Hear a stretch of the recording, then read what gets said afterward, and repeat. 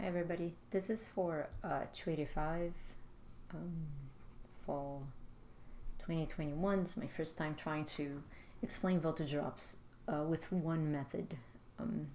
And the method we talked about in class is if you want to know the voltage drop from one point to the other in the circuit, so it could be any of these nodes here that I did not label, there is a method to follow, and it depends on where you're putting the multimeter. So we talk a lot about the sides of the multimeter, because if you do this in the lab, that is what you're going to do.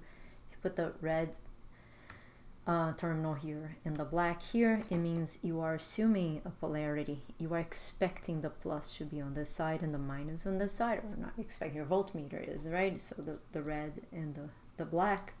You can also call this node, let's say A and B. And what we are asking, if I ask you this on an exam, it's VAB.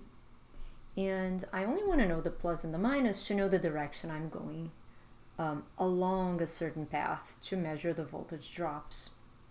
So if I'm looking at this path here, and as I find a minus, the minus on the power supply is the first sign of that power supply. That means the power supply is not aligned with my expected direction of the multimeter, so I'm gonna write minus, so it's the opposite of the multimeter, and then I'm gonna copy whatever the value of that power supply is. In this case it's -4, and I'm gonna keep doing this. The next one that I find in this power supply here, so I don't care about this minus. I think in class some people thought that I was talking about this minus, that I was finding it.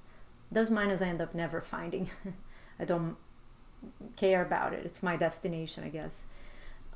So I find a plus, then I'm going to use that plus, and then I'm going to copy the value -5, and I'm going to do this with everybody.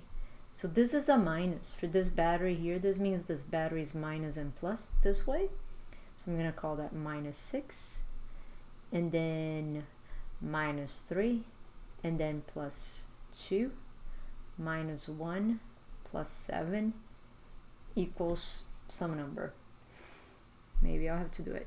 4 minus 5 is -1, -7, -10, -8, -9, +7. I think it's something like -2 volts. So if my multimeter had been from here to here, VAB will be -2 volts, more or less. I may have made a mistake.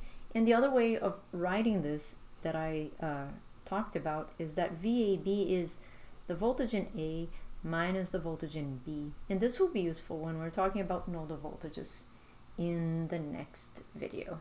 Let me stop this one.